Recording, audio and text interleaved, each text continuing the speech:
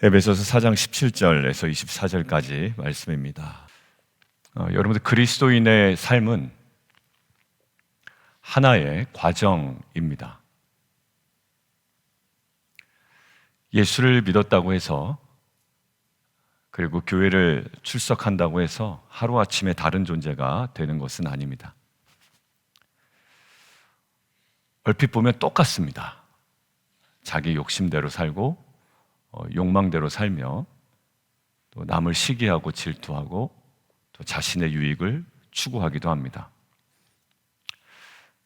그리스도인의 삶이 과정이라고 하는 것은 구원의 여정 속에서도 정확하게 드러납니다. 칭의와 성화와 영화라는 과정을 통해 구원이 이루어지지, 단번의 사건으로 우리의 존재가 완전히 변화되는 것은 아닙니다. 지금도 계속, 어제 이혜주 목사님이 존 스터트 목사님 이야기를 했는데, 지금도 계속 변화되는 과정이다라는 거예요. 그러니까 우리는 꼭 유념해야 됩니다. 신앙은 과정이다. 그리고 우리는 그 과정 속에 서 있다라는 거예요. 여러분들, 이 신앙은 과정이다라는 이 명제 앞에 중요한 사실 하나가 있습니다. 차이가 존재한다라는 거예요. 과정이라고 하는 이 사실 앞에 분명한 전제되는 조건이 있는데, 차이가 존재한다라는 거죠. 그러니까 떠나야 하는 이전이 있고요, 우리가 추구하고 바라보며 가야 하는 이후가 있다라는 거예요. 자, 그러면 우리의 신앙생활이 과정이라고 한다면 우리의 삶의 열매로 드러나야 하는 하나의 모습은 뭘까요? 그게 바로 변화입니다. 그러니까 그리스도인에게 보여야 되는 가장 중요한 모습 중에 하나는 신앙생활의 과정이기에 변화되는 모습이 보여야 하는 것이죠. 그러니까 실은 하나님께서 우리에게 완전함을 요구하진 않습니다. 물론 거룩하라고 이야기하시고 도전하긴 하시지만, 실상 우리의 삶 가운데 보기를 원하시고 열매 맺기를 원하시는 것은 변화예요. 어제보다는 오늘, 그리고 오늘보다는 내일이 변화되는 모습을 요구하시고 그것들을 바라고 계십니다. 에베소서 4장은 하나님의 부르심에 합당하게 사는 삶이 무엇인지를 이야기하고 있고요, 주일 본문 우리가 함께 묵상하진 않았지만 부르심에 합당하게 하는 삶이 주일 본문에 근거하면 성령의 하나됨을 힘써 지키는 것이었고, 어제 본문의 핵심은 그리스도의 몸을 세우는 것이었습니다. 그리고 부르심에 합당하게 사는 삶, 오늘 본문의 근거는 성도의 거룩한 삶입니다. 자, 그 면에서 아까 이야기한 것처럼 하나의 신앙생활의 과정이라면 이전이 있고 이후가 있고요, 그리고 실제적으로 우리의 삶에 드러나야 되는 건 변화라고 이야기했는데, 자, 이전의 모습이 어떤지 함께 보겠습니다. 17절인데요, 그 마음에 허망한 것으로 행함같이. 허망한 것이 뭘까요?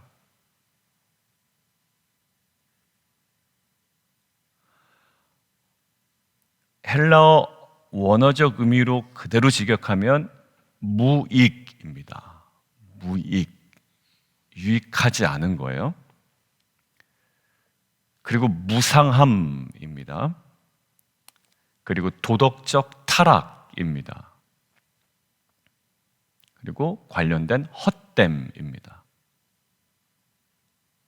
우리가 예상하던 바와 별 다른 의미는 없어요. 그런데 이 단어를 사용했을 때 사도 바울이 무엇을 염두에 두고 썼겠냐라는 것은 우리에게 주목할 만하죠. 세상의 헛된 무엇을 버리고, 찬송가 가사에도 세상의 헛된 뭘 버리고? 우상 버리고. 유대적 사고방식과 지금 헬라어를 사용하고 있지만 그들의 생각 속에 헛됨 속에는 반드시 선명하게 등장하는 요소가 있는데, 우상입니다. 여러분들, 우상은 어떤 이미지가 있나요? 결코 절대적이지 않은 것에 우리가 스스로 절대성을 부여하는 것이 우상입니다. 세상의 헛된 우상, 그게 절대적이지 않아요. 그런데 절대적이지 않은 것에 내가 스스로 절대성을 부여하는 거예요. 돈도 우상이 될 수 있죠. 왜 돈이 우상이 됩니까? 돈은 절대적이지 않아요. 그런데 거기에 내 인생의 모든 절대성을 거기다 부여를 하는 겁니다. 세상의 성공도 절대적이지 않습니다. 그런데 세상의 성공에 내 인생의 모든 절대성을 거기다 부여하는 거예요. 여러분들, 우리의 신앙생활이 변화된다라는 것은 그 절대적이지 않은 것이 상대적이구나, 그리고 유한한 것임을 인식하는 것, 이것이 성도의 변화되는 과정 중에 매우 중요한 요소입니다. 에덴 동산에서도 계속 우리에게 도전하는 것은 뭐냐면 보암직도 하고 먹음직도 하고 지혜롭게 할 만큼 탐스럽기도 합니다. 그렇게 자꾸 보이기 때문에 아담과 하와는 거기다 무엇을 부여할까요? 절대성을 부여하죠. 그것들을 탐닉하게 합니다. 그리고 추구하게 합니다. 현대인들은 어디에 지금 마음을 뺏기고 있을까요? 여전히 돈입니다. 그리고 여유로운 노후 생활입니다. 여유로운 노후 생활을 하기 위해서라도 돈은 필요합니다. 남보다 좀 덜 고생하는 것이 미덕입니다. 남을 부려먹는 겁니다. 그리고 나는 최대한 여유로운 생활을 하는 겁니다. 여러분들, 성경은 어느 하나 남을 부려먹고 너는 여유롭게 사는 것이 멋진 신앙생활이라고 우리에게 도전하진 않습니다. 주 예수께 받은 사명, 그것에 계속적으로 나아가는 삶이죠. 오늘 보면 그 마음에 험한 것으로 행함같이 하지 말라. 그러니까 지금 이 험한 것을 추구하는 이유는요, 분명히 나와 있습니다. 18절 함께 볼까요? 총명이 어두워진다. 여러분들, 사람이 총기가 없어지면 엉뚱한 것에 목을 맵니다. 자존심에 매고요. 저분 왜 이러지? 라는 생각이 있죠. 왜? 총기가 사라지는 거예요. 예전엔 그러지 않았거든요. 근데 조금씩 총기가 사라지는 것 같아요. 잘 삐지고 엉뚱한 것에 목숨 매고 아무것도 아닌 것에 실망하고 절망하고. 여러분들, 거기에 똑같은 의미가 19절에 있습니다.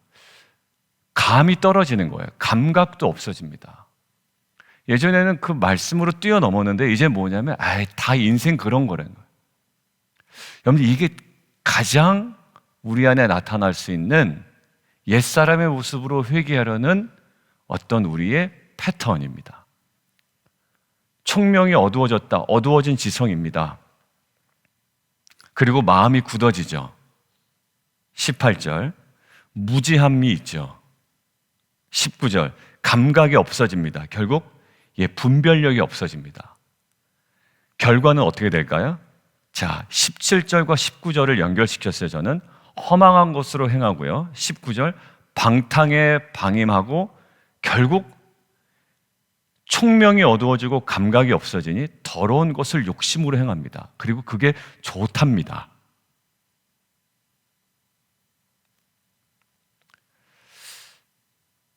옛사람의 특징을 제가 한번 적어봤거든요. 이 총명이 어두워져, 총기가 없어지고 감도 사라지고 무지하고 마음도 딱딱하게 굳어진 상태에서 할 수 있는 것들 한번 적어봤어요. 이게 식량인지 종자인지를 구분을 못하기 시작합니다. 이게 내가 먹어야 되는 식량인지 아니면 다시 뿌려서 수확을 거둬야 되는 종자인지를 구별을 못해요. 왜요? 총명이 어두워지고 감각이 사라져 버렸어요. 영적으로. 지금 내가 온전히 기도할 때인지 아니면 내가 정말 열심히 일을 해야 될지 구분이 없어집니다. 그러니까 귀에 걸면 귀걸이고 코에 걸면 코걸이. 그러니까 내가 하고 싶은 대로 그냥 적용해 버리는 거예요. 기도합시다 그러면 무슨 기도합니까? 이게 훨씬 더 납니다. 그러니까 점점 총기가 사라지는 모습이 그런 영적인 분별력이 사라지는 것 같아요. 정말 기도해야 될 때거든요. 어제도 우리 남성들하고 이야기 나누면서 다 좋아요. 모든 문제가 해결되는 거 좋은데 어제 그 집사님의 나눔 가운데 그게 딱 발견이 되더라고요. 아, 제가 그 시간만큼은 그러면 이렇게 기도하면 좋겠다라는 생각이 들어요. 근데 그게 또 환경이 열리지가 않는 거예요.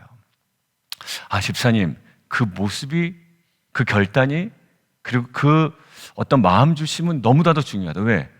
기도가 중요하다라는 것은 누가 몰라요?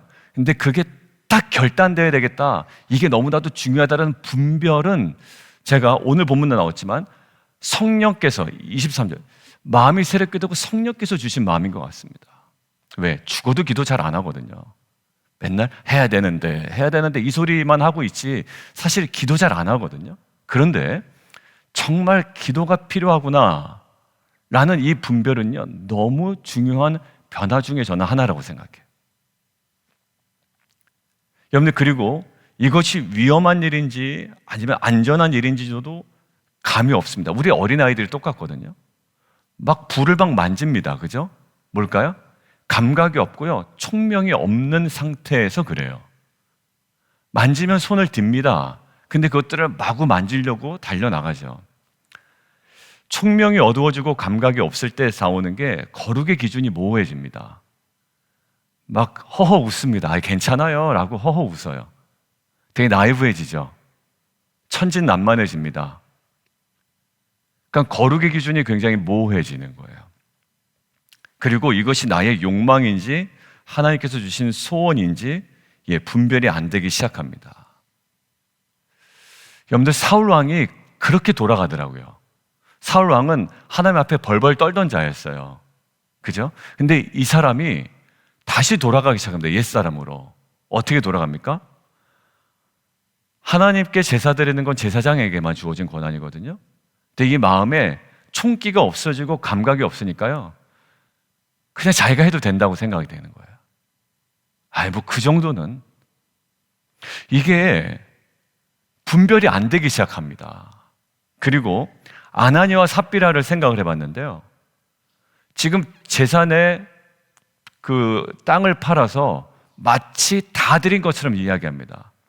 근데 그거 상당히 위험한 일이거든요. 근데 괜찮은 것처럼 생각이 드는 거예요. 그것쯤이야, 그 정도 속이는 것쯤이야 라는 거예요. 여러분들, 거짓말도 하다 보면 굉장히 능수능란하게 아주 아무렇지도 않다게 거짓말을 합니다. 사람 앞에 마음은 정리되지 않았는데 마음이 정리된 척, 위선과 가식, 굉장히 무서운 인간의 더러움이죠. 여러분들, 그리고 그 엘리 제사장 그때 얘기했잖아요. 자녀들을 방치한 엘리 제사장 뭐합니까? 자녀들이 제사 전에 미리 챙깁니다. 근데 그게 괜찮은 것처럼 생각되는 거예요. 그러니까 그들 상태가 어때요? 분별이 잘 안 되는 상태예요. 여러분들, 이 분별이 사라진 상태가 결국 어떤 상태냐면 저는 마태복음 10장 28절의 상태라고 생각이 됩니다. 왜냐하면 정말 기도해야 될 때 기도 안 하고 자꾸 딴 거를 하고 딴 생각을 해요. 정작 어느 부분이냐면 저는 마태복음 10장 28절이라고 생각이 들었어요. 몸은 죽여도 영혼은 능히 죽이지 못하는 자들을 두려워하지 말아라. 뭐를 두려워하라? 오직 몸과 영혼을 능히 지옥에 멸하시는 자를 두려워하라. 저는 경외함이라고 생각이 됩니다. 우리 잠언서를 묵상했잖아요. 정작 두려워해야 될 대상을 두려워하는 것이 이 신앙의 깨어있음과 총명과 감각이 회복되는 가장 첫 번째 단계라고 생각이 드는 거예요.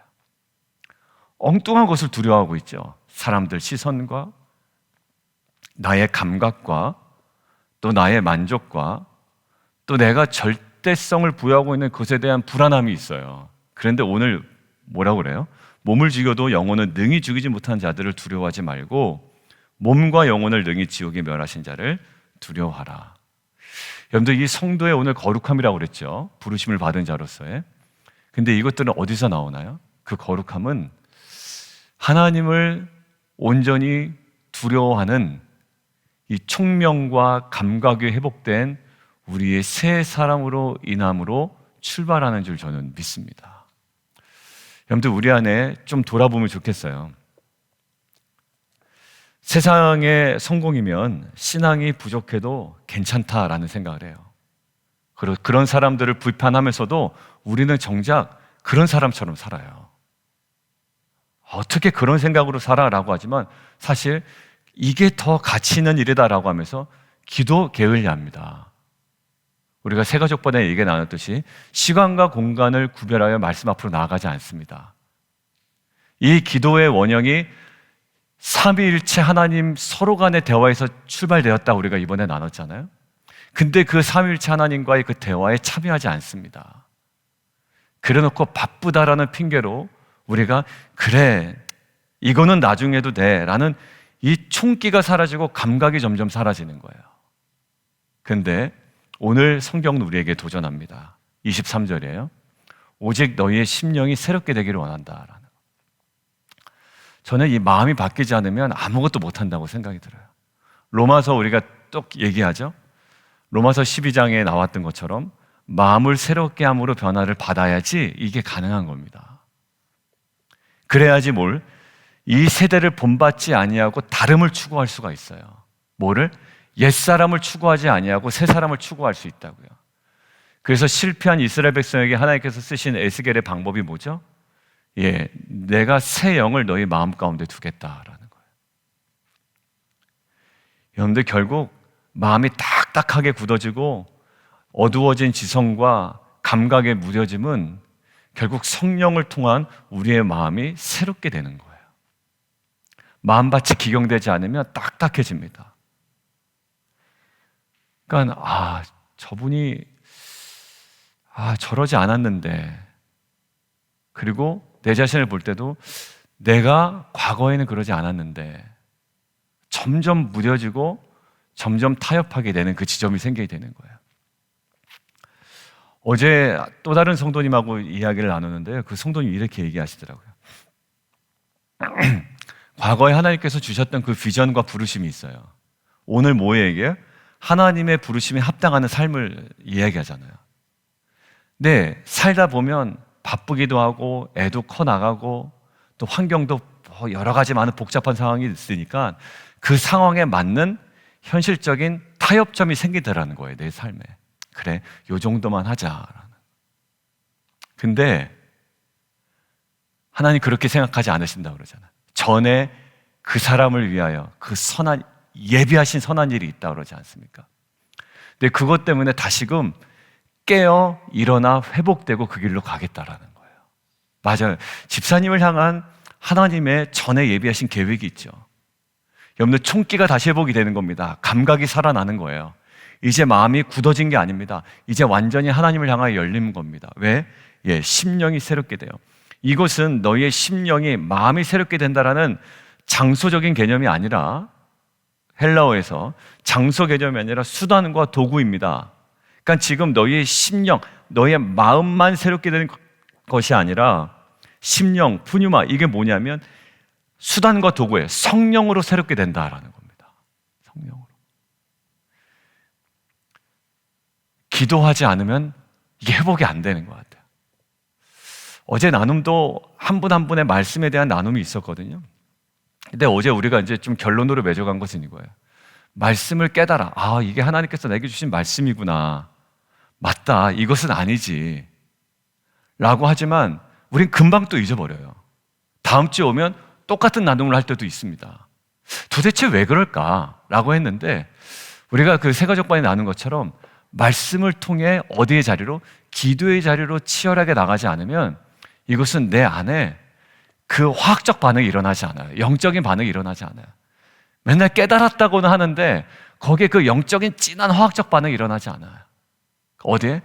기도의 자리로 조금 더 깊이 나아가기를 원하는 거예요.